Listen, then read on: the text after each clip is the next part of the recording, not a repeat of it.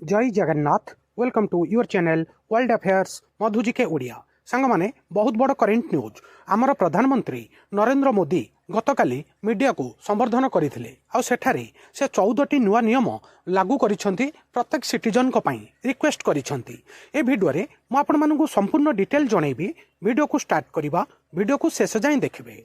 प्रधानमंत्री नरेंद्र मोदी संप्रति भारतीय मानकु इंधन व्यवहार ह्रास करने आरंभ करी अनावश्यक विदेश यात्रा पुनर्विचार करने एवं संभव हेले वर्क फ्रॉम होम घर काम करने संस्कृति को पुनर्जीवित करने पर्यंत अनेक सतर्कतामूलक अभ्यास ग्रहण करने को अनुरोध करिसेंती।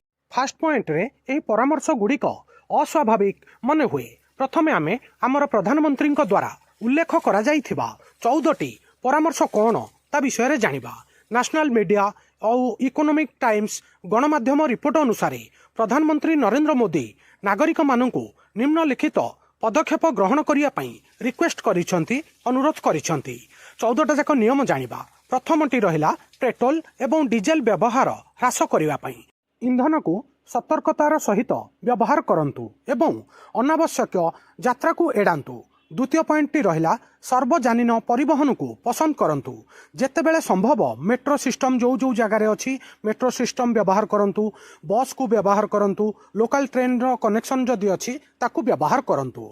3 नंबर पॉइंट टा रहिला कार पुलिंग को उत्साहित करंतु।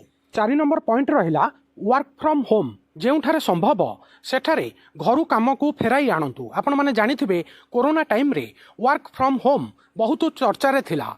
भ्रमण संबंधी इंधन व्यवहार को कम करने पाई कोविड जुगर दूरवर्ती कार्य अभ्यास को पुनर्जीवित करंतु। 5 नंबर पॉइंट रहिला अधिक ऑनलाइन बैठक करंतु, वर्चुअल मीटिंग। अनावश्यक व्यावसायिक यात्रा परिवर्ते वीडियो कॉन्फ्रेंसिंग व्यवहार करंतु। बहुत गुड़िए वर्चुअल मीटिंग को प्रोत्साहित करंतु। 6 नंबर पॉइंट रेल परिवहन को स्थानांतर सामग्री परिवहन करंतु। रेल परिवहन साधारणतः सड़क परिवहन अपेक्षा अधिक इंधन दक्ष। 7 नंबर पॉइंट अनावश्यक विदेशी भ्रमण दूरे रुहंतु। वर्तमान पाई अनावश्यक विदेश यात्रा को स्थगित रखंतु। 8 नंबर पॉइंट विदेश रे गंतव्य स्थल विवाह को ह्रास करंतु। यही दुईटा जाक पॉइंट 7 नंबर और 8 नंबर पॉइंट बहुत आश्चर्य लगुच। निजे प्रधानमंत्री केतोटा विदेश यात्रा स्थगित रखुछंती देखिबा।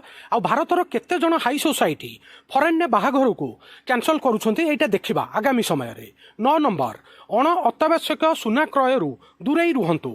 आमदानी चाप को ह्रास करने पाई अति कम रे 1 वर्ष पर्यंत सुना किणिबारे विलंब करंतु। 10 number point made in India product को सपोर्ट करंतु। आमदानी होइथिबा विकल्प अपेक्षा स्थानीय भाबरे उत्पादित उत्पाद गुड़ी को बाछंतु। एटा गोटे भल point made in India make in India को प्रोत्साहित करंतु। 11 नंबर पॉइंट रंधन तेल व्यवहार ह्रास करंतु। प्रधानमंत्री मोदी स्वास्थ्य एवं आमदानी ह्रास उभय कारणरू खाद्य तेल व्यवहार ह्रास करने को परामर्श देइछंती। 12 नंबर पॉइंट रासायनिक सार व्यवहार ह्रास करंतु। संभव हेले सार निर्भरशीलता को ह्रास करने को चाषी मानू उत्साहित करंतु। 13 नंबर पॉइंट प्राकृतिक कृषि को प्रोत्साहित करंतु। निरंतर एवं आत्मनिर्भरशील कृषि पद्धति को प्रोत्साहित करंतु। 14 नंबर पॉइंट वैद्युतिक यान एवं सौर चालित विकल्प व्यवहार करंतु। इंधन आमदानी ह्रास करने ईवी एवं सौर पंप को प्रोत्साहित करंतु।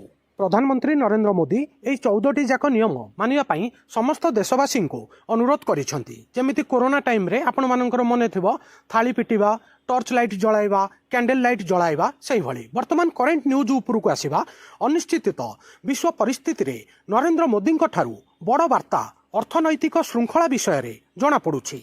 सरकार माने प्रायतः मुद्रास्फीति, इंधन अभाव किंबा जोगाण श्रृंखला बाधा गुरुतर हवा पूर्वरु प्रतिरोधक कार्यानुष्ठान को उत्साहित करती। आपण माने समस्ते जानिथिबे वर्तमान मिडिल ईस्ट आउ समग्र विश्व रे युद्ध परिस्थिति चली। सेथिपाई मोदी यही पदक्षेपटा नेइछंती। वर्तमान परिस्थिति दर्शाउछि जे भारत रे दैनंदिन जीवन सहित विश्व घटना गुड़िक केते घनिष्ठ भाव जड़ित। वर्तमान समग्र विश्व रे युद्ध परिस्थिति चली। भू राजनैतिक द्वंद्व मध्य समस्त साधारण जीवन प्रभावित हो पारे। जेमिति कि परिवार बजेट, इंधन मूल्य, मुद्रास्फीति, निवेश एवं ग्राहकों खर्च। ठीक अच्छे बुझीपारे। ସାଙ୍ଗମାନେ ଆମର ପ୍ରଧାନମନ୍ତ୍ରୀ ନରେନ୍ଦ୍ର ମୋଦି ଯେଉଁ 14ଟି ନିୟମ ମାନିବା ପାଇଁ ସମଗ୍ର ଦେଶବାସୀଙ୍କୁ ଅନୁରୋଧ କରିଥିଲେ ତା ବିଷୟରେ ମୁଁ ଆପଣମାନଙ୍କୁ ଏ ଭିଡ଼ିଓରେ ସମ୍ପୂର୍ଣ୍ଣ ଡିଟେଲ ବ୍ରିଫ୍ ଆଉ ସମରାଇଜ୍ କରିକି ଜଣାଇଲି।